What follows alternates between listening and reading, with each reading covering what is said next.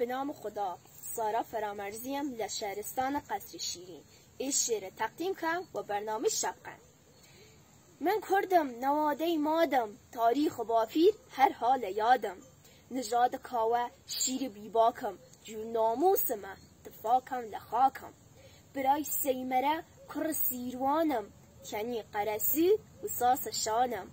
به نماله گورا من دولمنم، پرورده هولیر روله اروانم.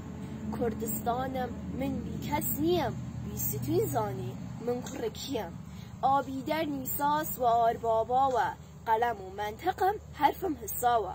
شاهو برامه با موگش کسم، دالاهو قشنگ دستاس دستم. آخوداغ چری رو لبو بچو، قلاجه هزده لخو تا سر بکیشی و بازی دراز. زلزرد باری و نسیم ناز. کرمانشاه گوشتم ایلام سقانم، خاک کردستان مایی جیانم. اسبگم بارن زوزی بکنزین، لمهران و چم و قصر شیرین. زیکن براگان بارن قطارم، بچم و سنگر کرد مرزدارم. لکم کلهرم گورانم جافم، قرخانی صادق عقیده صافم. سنجاوی نژاد هورامان زوانم، ایل زنگنم روله کردانم.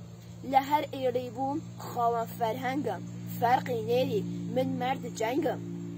شیر دلاور و روژ قال منم، پرورده جیر سیه مال منم. بلاچه برق لاشوار منم، لمیدانداری سرسوار منم. قینقطار قلف لسرشانم، من بدا خوشان قوم کردانم. لقو ستره ممتاز و تکم، بو بین الخرو چو خورانکم. هوای ایل خوام حال خیالم، مای فخرمه کلاو دستمالم. کلابال کلاش افتخارمه، لبا پیران یادگارمه. اسبگم هیما ها و زینوه، من وفادارم وی آینوه. درود بر انسانیت که لگشتش منتره یا حق.